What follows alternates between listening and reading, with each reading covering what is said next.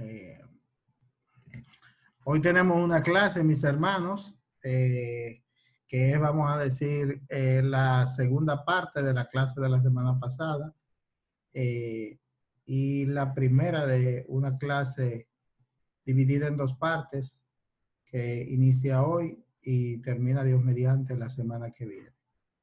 Voy a compartir pantalla con ustedes, como siempre hacemos, para traer la clase que tenemos para hoy.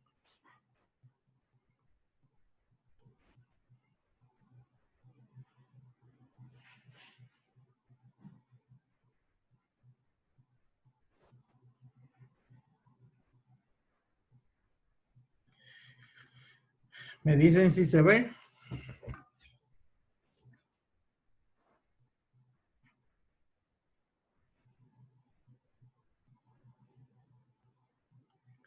Se ve, ¿verdad? Sí. Perfecto. Sí, se ve perfecto.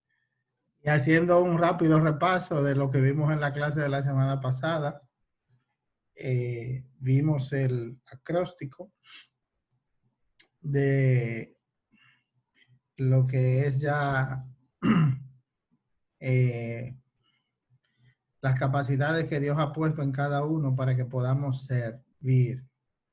El líder que sirve. Y recordamos el versículo de la semana pasada en Primera de Pedro, capítulo 4, versículo 10, que dice: cada uno según el don que ha recibido, ministrelo a los demás como buenos administradores de la multiforme gracia de Dios. Y el subtítulo de la clase había sido: Dios lo ha preparado a usted para que sea un líder que sirve.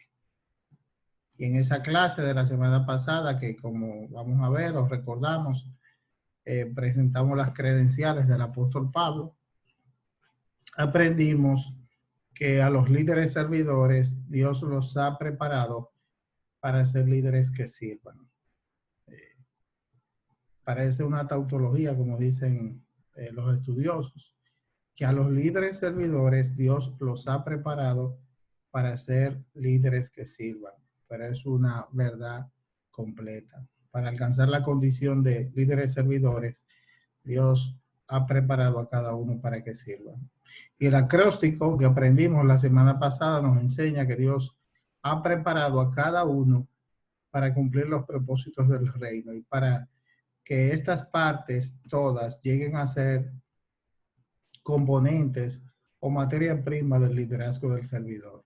Y esas partes son los dones espirituales, y la S que está sombrada en rojo es la primera de las letras de sirve. Son los dones que Dios te da a través del Espíritu Santo para fortalecerte en el servicio. Y esos dones, que son de lo que vamos a hablar principalmente hoy en la clase de la semana que viene, son dones específicos, especiales, que Dios da exclusivamente a través de la obra del Espíritu Santo. Está también en este acróstico experiencias, que son los sucesos que Dios usa para moldearte como un líder servidor. Relacionarse, los rasgos de conducta que Dios utiliza para darte un estilo particular de liderazgo. La vocación, las habilidades obtenidas a través del estudio y la experiencia que Dios puede usar para servir en el reino. Y el entusiasmo, que es la pasión que Dios ha puesto en tu corazón por un cierto ministerio que sirve a otros. Dios obra en la vida de cada creyente, y su relación, la relación del creyente con Cristo, así como los 5 aspectos anteriores, se convierten en toda la materia prima que Dios utiliza para transformarte en un líder servidor. Hay una relación definitiva entre nuestro vínculo vertical con Dios, que se muestra también a través de nuestra relación horizontal o con los demás creyentes en la iglesia o con el mundo y las personas con que por supuesto nos relacionamos. Y vimos cómo tuvo eso lugar en la vida del apóstol Pablo. Dios por medio de su Espíritu Santo, dotó a Pablo como profeta y maestro. Y aquí vemos en la vida de Pablo específicamente cómo esas 5 condiciones de sirve se manifiestan en su vida. Por un lado, Dios, por medio de su Espíritu Santo, dotó a Pablo como profeta y maestro. Ese viene siendo los dones espirituales, están en el mismo orden. Dones que Dios dio a Pablo a través del Espíritu Santo para fortalecerlo en el servicio. Dios usó además las experiencias de Pablo como fariseo para ayudarlo a entender el significado de la muerte, la sepultura y la resurrección de Cristo. Parecido al ejemplo de Nicodemo, que al principio se le hizo difícil de entender, pero definitivamente como fariseo, como estudioso e intérprete de la ley, Dios usó esas experiencias de Pablo para ayudarlo a entender. Y usó además la experiencia de conversión de Pablo y lo llamó al ministerio para convertirlo en un líder misionero. Esas son las experiencias, sucesos que Dios utilizó en la vida de Pablo para moldearlo como un líder servidor. Dios además le dio a Pablo un estilo para relacionarse que lo ayudó en las pruebas y contrariedades que experimentó en su misión.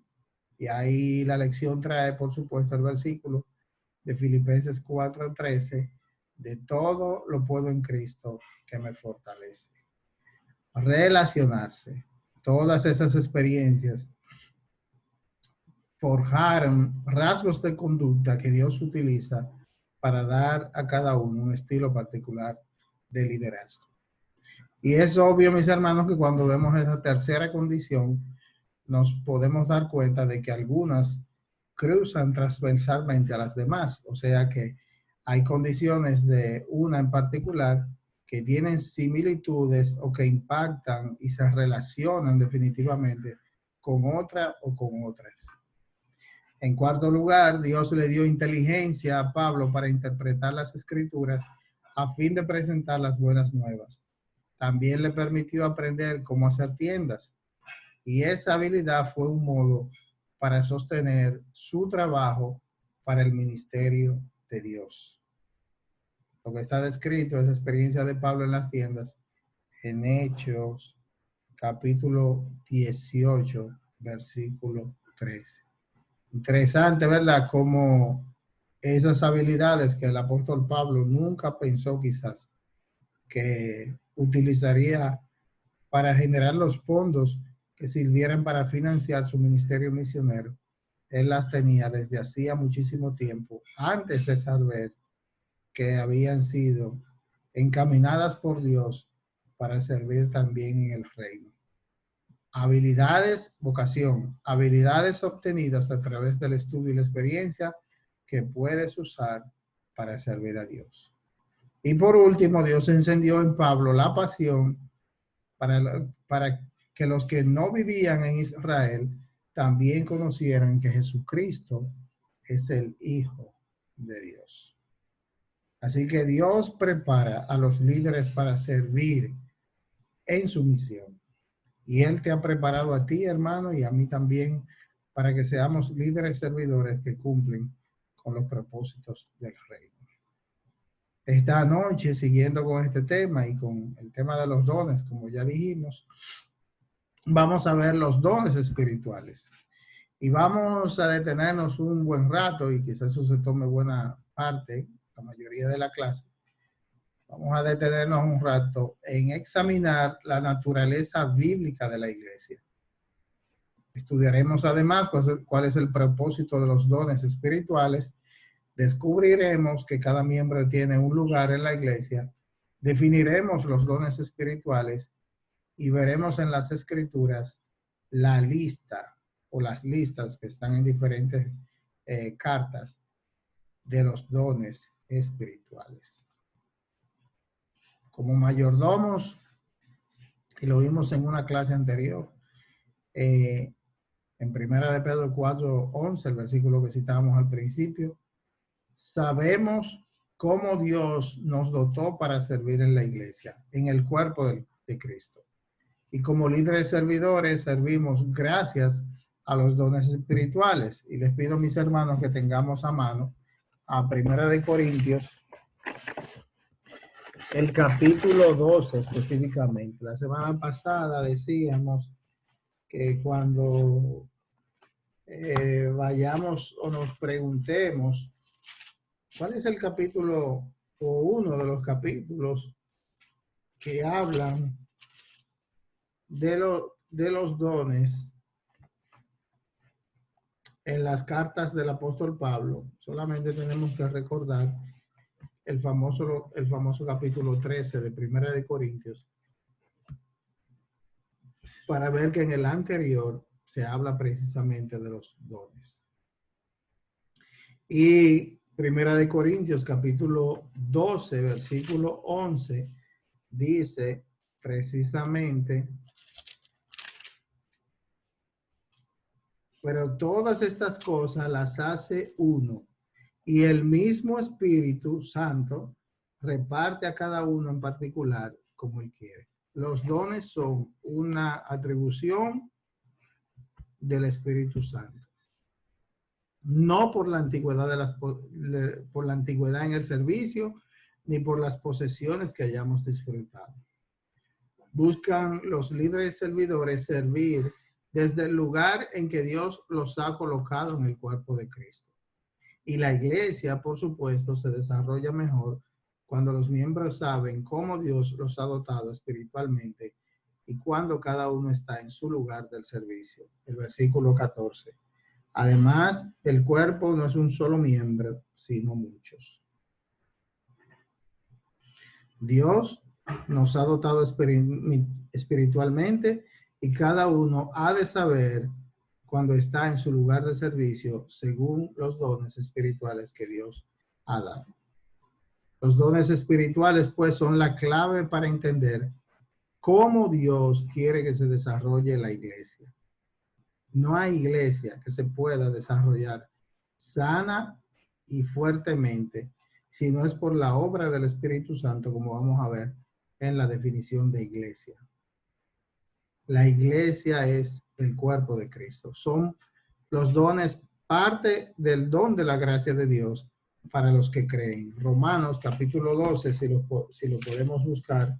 Romanos capítulo 12, los versículos 3 al 6.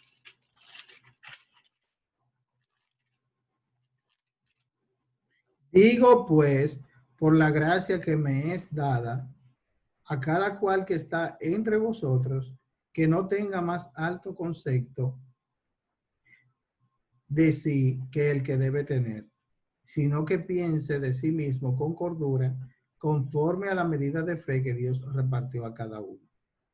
Porque de la manera en que en un cuerpo tenemos muchos miembros, pero no todos los miembros tienen la misma función, así nosotros, siendo muchos, somos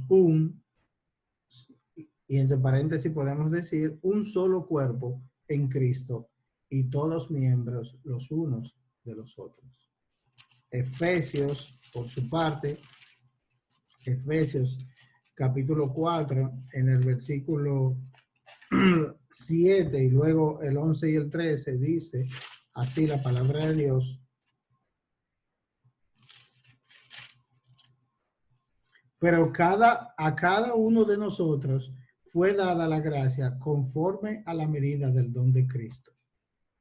Y dice luego, del 11 al 13, y él mismo constituyó a unos apóstoles, a otros profetas, a otros evangelistas, a otros pastores y maestros, a fin de perfeccionar a los santos para la obra del ministerio, para la edificación del cuerpo de Cristo, hasta que todos lleguemos a la unidad de la fe y del conocimiento del Hijo de Dios, a un varón perfecto, a la medida de la estatura de la plenitud de Cristo. Lo cual se parece mucho, ese último versículo, a Romanos 8, 29. Es además para recibir la gracia de Dios para salvación es recibir el don de Dios para servir en el cuerpo de Cristo. Así que un don espiritual es una manifestación del Espíritu. Volvemos a 1 Corintios capítulo 12, el versículo 7. Pero a cada uno le es dada la manifestación del Espíritu para provecho. No es una habilidad especial que se desarrolla por su cuenta. Esos pueden ser los talentos. No podemos obtener por cuenta propia un don espiritual, pero en oración y con el estudio de la palabra de Dios podemos buscar cómo Dios ya dotó a cada uno para sus propósitos. Y conocer primero la naturaleza bíblica de la iglesia es el comienzo para entender los dones espirituales. Así que vamos a ver qué es eso de la iglesia. Antes de llegar al tema de los dones. La Biblia usa la analogía del cuerpo humano para representar a la iglesia. Lo vimos ya, o lo vemos en Romanos, en el capítulo 12, donde estábamos, los versículos 4 y 5. Vamos a leerlo. Y dice, porque de la manera que en un cuerpo tenemos muchos miembros, pero no todos los miembros tienen la misma función, así nosotros, siendo muchos, somos un cuerpo en Cristo y todos miembros los unos de los otros. El cuerpo tiene, sabemos, muchas partes, pero es uno solo. Y esas partes a su vez tienen muchas funciones, pero todas juntas sirven a un solo elemento. Y esa analogía ofrece un cuadro muy diferente del que muchas iglesias modernas siguen. Muchas iglesias se consideran instituciones en vez de cuerpos vivientes. Y muchas iglesias lo que ven es a sus miembros como los sirvientes de una organización. No se ven como partes de un solo cuerpo, donde los creyentes crecen y cambian. Las instituciones humanas, naturales, empresariales, profesionales o de cualquier tipo, siempre terminan engendrando lo mismo. Pero ¿por qué Dios usa el cuerpo humano como analogía? Dios escogió el cuerpo humano como la analogía de la iglesia porque el cuerpo de Cristo, y es importante entender la gran bendición, honor y responsabilidad que tenemos con decir que como iglesia somos el cuerpo mismo de Cristo. Y lo eligió, decíamos, esa analogía a Dios, porque es un organismo vivo. La iglesia está organizada como un cuerpo, pero lo que hace como un todo es más importante que quien ocupe los puestos. Ningún cuerpo, por supuesto, sabemos, obvio en anatomía, está dividido. Y vamos a 1 Corintios en el capítulo 12, los versículos 12 al 27, que vamos a estar repasando en este tema. 1 Corintios 12, del 12 al 27. Porque así como el cuerpo es uno y tiene muchos miembros, pero todos los miembros del cuerpo, siendo muchos, son un solo cuerpo, así también Cristo. Pongamos mucha atención. Un cuerpo es uno y tiene muchos miembros, pero todos los miembros del cuerpo, siendo muchos, son un solo cuerpo, así también Cristo. Porque por un solo espíritu fuimos todos bautizados en un cuerpo, sean judíos o griegos, sean esclavos o libres, y a todos se nos dio a beber de un mismo espíritu.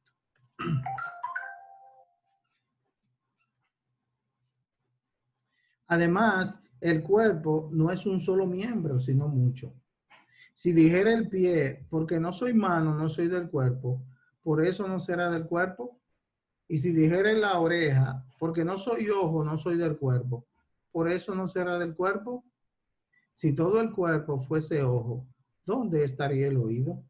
Y si todo fuese oído, ¿dónde estaría el olfato? Mas ahora Dios ha colocado los miembros, cada uno de ellos en el cuerpo, como Él quiso. Porque si todos fueran un solo miembro, ¿dónde estaría el cuerpo? Pero ahora son muchos los miembros, pero el cuerpo es o sigue siendo uno solo. Ni el ojo puede decir a la mano, no te necesito, ni tampoco la cabeza a los pies, no tengo necesidad de ustedes. Antes bien, los miembros del cuerpo que parecen más débiles son los más necesarios. Y a aquellos del cuerpo que nos parecen menos dignos, a estos vestimos más dignamente. Y los que en nosotros son menos decorosos, se tratan con más decoro.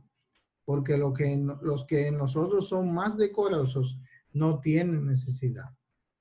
Pero Dios ordenó el cuerpo, dando más abundante honor al que le faltaba, para que no haya desaveniencia en el cuerpo, sino que los miembros todos se preocupen los unos por los otros. De manera que si un miembro padece, todos los miembros se duelen con él. Y si un miembro recibe honra, todos los miembros con él se gozan. Vosotros pues sois el cuerpo de Cristo y miembros cada uno en particular. Wow. El sentido de cuerpo que nos recuerda y establece la palabra de Dios. La iglesia está organizada como un cuerpo.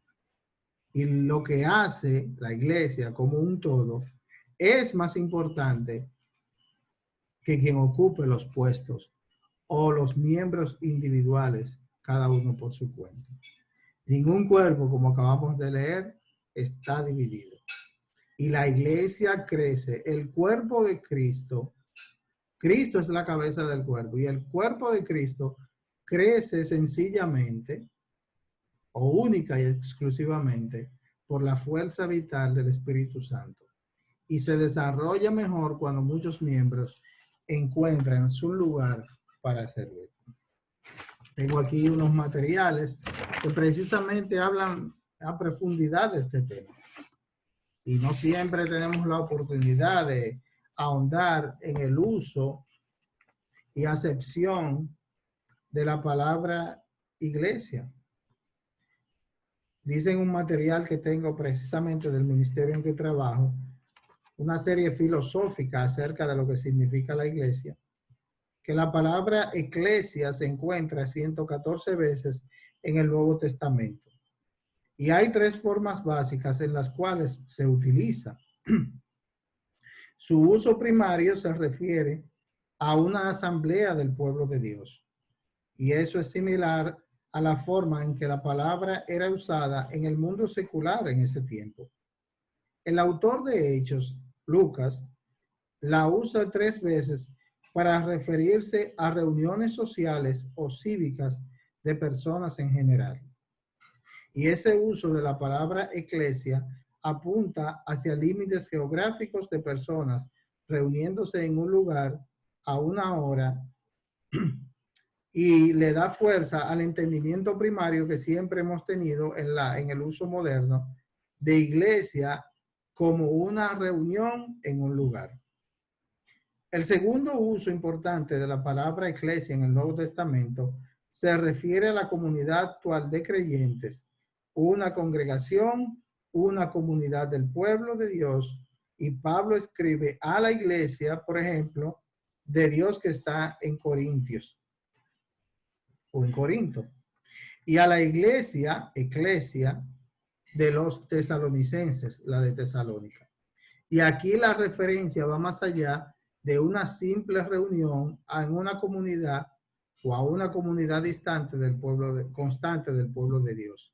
Está implícita en esta acepción que esta reunión del pueblo de Dios tiene una identidad como una comunidad en un lugar y que ellos se ven a sí mismos como un grupo particular. Y el tercer uso de la palabra eclesia es alegórico y espiritual. Un ejemplo de este uso puede verse en Colosenses 1:18, cuando el cuerpo humano es usado como la ilustración de la iglesia.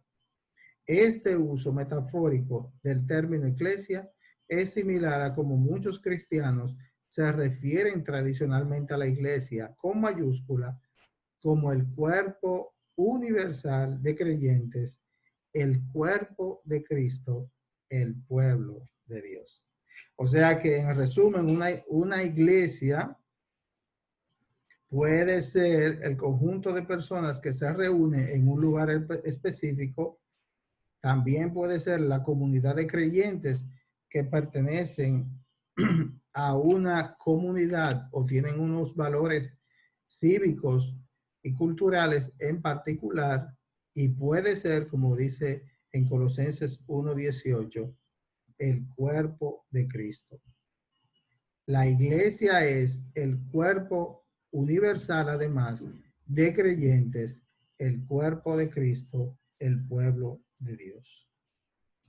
Considerando el uso de la palabra eclesia en el Nuevo Testamento, como se describió antes, parece que el punto decisivo que transformó a los seguidores de Jesús, y ojo con esto, es en la iglesia de Jesucristo el derramamiento del Espíritu Santo en Hechos capítulo 2. Es por eso, hermanos, que el día de Pentecostés fue considerado como el nacimiento oficial de la iglesia, profetizando el tiempo cuando la iglesia nacería. Jesús anunció una nueva comunidad impulsada por el poder divino. Definitivamente no se puede disociar la obra del Espíritu Santo para formar la primera iglesia y para hacer de un pueblo conformado por gente de toda tribu y nación y lengua a una sola comunidad dinámica, movida en la misión de Cristo por el poder del Espíritu Santo. La iglesia, ante todo, es una comunidad, una colección de personas que pertenecen unos a otros, porque todos a su vez pertenecen a Dios. El poder del evangelio es que llena a la iglesia con amor ágape, lo cual a su vez produce la valentía y el poder prometido por el Espíritu Santo. Así, una iglesia se convierte en una comunidad radical y valiente. En la obra del Espíritu Santo desarrolla un sentido común de llamado y determinación. Los corazones y las mentes de los creyentes están unidos. El testimonio es confirmado con señales y maravillas, y la iglesia es siempre movida por el Espíritu Santo, una comunidad dinámicamente creciente como un cuerpo. La iglesia, estábamos diciendo, crece o debe crecer por la fuerza vital del Espíritu Santo, y se desarrolla mejor, por supuesto, cuando muchos miembros encuentran un lugar para servir. De nuevo, la Biblia lo que hace es describir la iglesia como el cuerpo visible de Cristo. 1 Corintios 12:12. Un cuerpo vivo, diverso en sus partes, pero siempre con un mismo propósito. Cada miembro tiene un lugar en ese cuerpo. Y por supuesto que estamos todos reflexionando en si cada uno tiene ese sentido de pertenencia al cuerpo, si sabe que tiene un lugar y cuál es en ese cuerpo, y si además considera a los demás como parte como él del cuerpo de Cristo. La iglesia tiene y debe tener miembros que están unidos todos entre sí por la obra, por supuesto, del Espíritu Santo, y porque todos han sido redimidos por la gracia de Dios, dotados por Dios. Y los dones.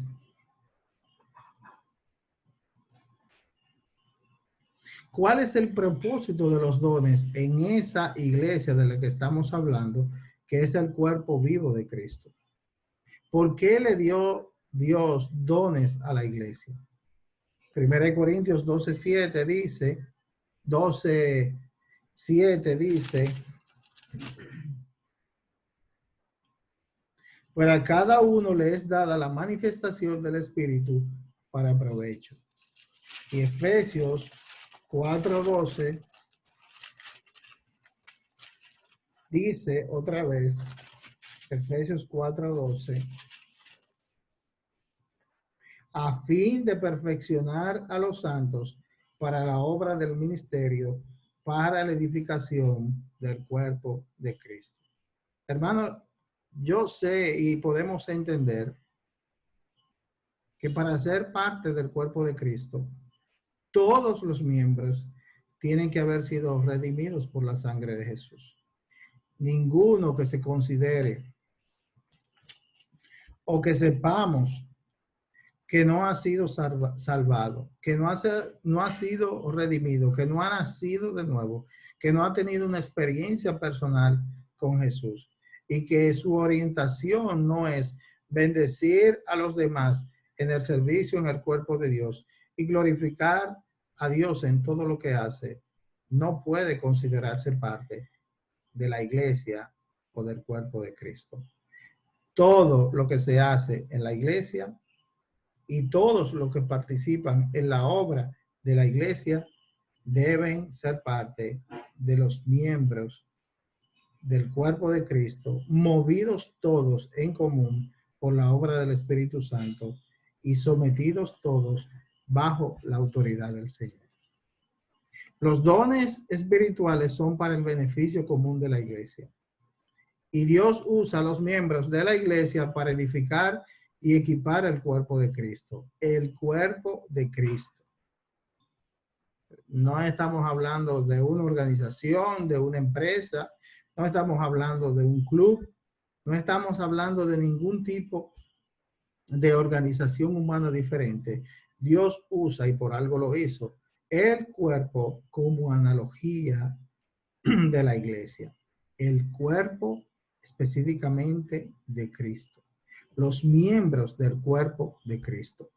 Y los dones espirituales no son para que nos vanagloriemos, sino son para que sirvamos. Los líderes servidores permiten que los dones espirituales los motiven para servir. Por eso un aspecto importante sobre los dones espirituales es la obra de Dios en la vida del creyente y de la iglesia. Uno no decide qué don quiere para ir a buscarlo. Dios es que da, ya lo leímos, como Él quiere. Y los dones espirituales son parte, además de lo del cuerpo, son parte del diseño de Dios para la vida de una persona y para el servicio en la iglesia. Dios hace el cuerpo y Dios decide cómo reparte dones en su iglesia para la vida y bendición de la persona que tiene el don y para también la vida y bendición de los demás miembros o iglesia. Mas ahora ha colocado Dios los miembros, cada uno de ellos en el cuerpo como Él quiso. Ninguno puede jactarse, ninguno puede vanagloriarse, porque como dice la palabra de Dios, ¿qué tienes que no hayas recibido? Todo lo que tenemos, sencillamente, lo hemos recibido y nunca nos perteneció. Nuestra meta ahora, cada uno, como miembros del cuerpo de Cristo, es descubrir cómo Dios, en su gracia, dotó a cada cual para servirlo. Y guiar a los demás a hacer ese descubrimiento y sentir ese mismo gozo. Todo esto tiene implicaciones importantes, las que son a veces terribles para algunos por causa del orgullo humano. Porque, ¿cómo te ves como líder en la iglesia? Y son las preguntas difíciles que decimos terribles para algunos. ¿Te ves como un líder responsable de administrar una organización como si fuera cualquier empresa secular y buscar personas para servir en la lista de tu organización? Necesitamos una gente que haga esto, que haga aquello, como si fuera cualquier empresa del mundo. o vemos o ves a la iglesia como un organismo vivo formado por Dios con un propósito para el plan divino. La meta de los líderes siempre ha de ser ayudar a los demás en la iglesia a encontrar dónde Dios los está llamando a servir y dónde tú u otro los necesita trabajando. Yo necesito una gente que haga esto o aquello, porque a veces adoptamos los modelos de gerencia o de administración del mundo. El origen de todas las cosas es donde Dios está llamando a cada miembro a servir y no donde yo necesito que se ponga fulano o prensejo a trabajar. Ayudar a cada uno a conocer el don que Dios le dio y ayudar a que ese don se aplique exclusivamente para servir a los demás. Vamos a 1 Corintios de nuevo, a los versículos 14 al 20. 1 Corintios 12, los versículos 14 al 20. Además, el cuerpo no es un solo miembro, sino muchos. Si dijere el pie, porque no soy mano, no soy del cuerpo, por eso no será del cuerpo. Y si dijere la oreja, porque no soy ojo, no soy del cuerpo, por eso no será del cuerpo. Si todo el cuerpo fuese ojo, ¿dónde estaría el oído? Y obviamente lo que se está hablando es del debate por la vanagloria de los puestos con que siempre hemos luchado. Si todo fuese oído, ¿dónde estaría el olfato? Mas ahora Dios ha colocado los miembros, cada uno de ellos en el cuerpo, como Él quiso. Porque si todos fueran un solo miembro, ¿dónde estaría el cuerpo? Imagínense un cuerpo solo de ojos. ¿Dónde estaría el cuerpo? Pero ahora no son muchos los miembros, pero el cuerpo es uno solo.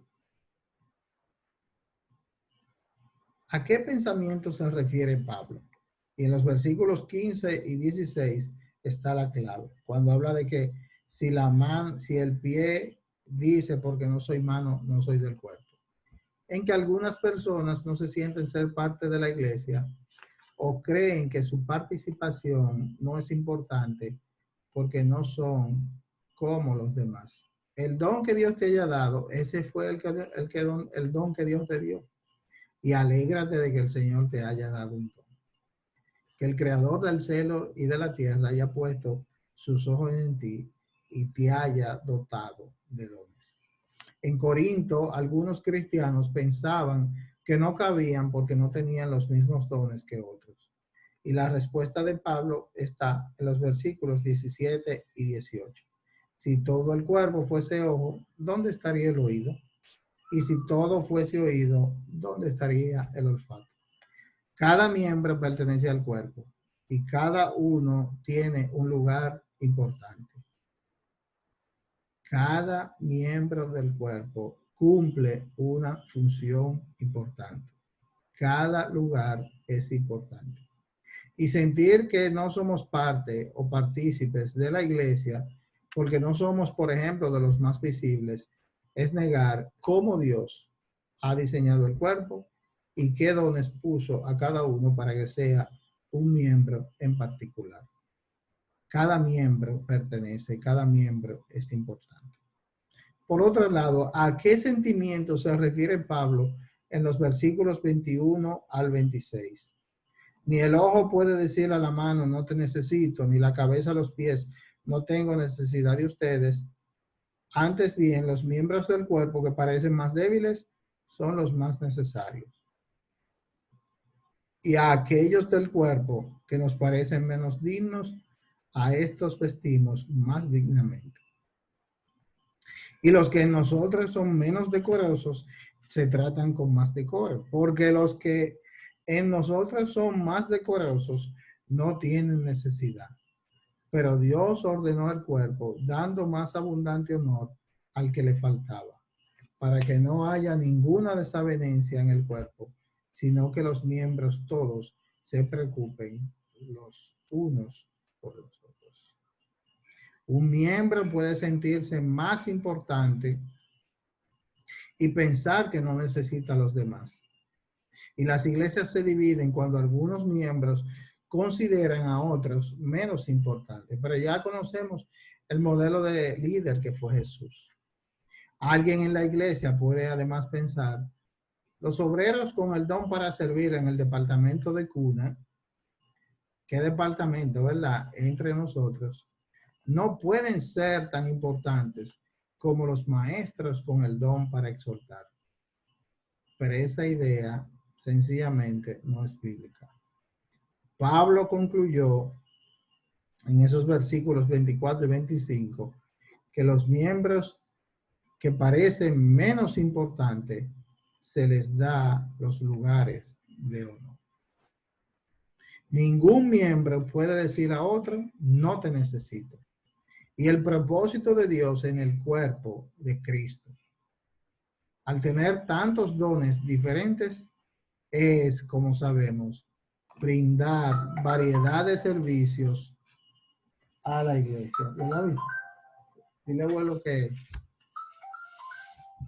al igual que el cuerpo depende de la pequeña glándula tiroides para su salud, así también cada miembro depende de aquellos en lugares pequeños para la salud completa de la iglesia. Primera de Corintios 12, 26. ¿Qué nos viene entonces a la mente cuando pensamos en un don espiritual? Un don espiritual, yendo al punto, es una expresión del Espíritu Santo en la vida de un creyente que lo capacita para servir humilde pero honrosamente en el cuerpo de Cristo, que es la iglesia. ¿Y cuáles son esos dones? Los vamos a citar y la semana que viene vamos a profundizar en cada uno de ellos.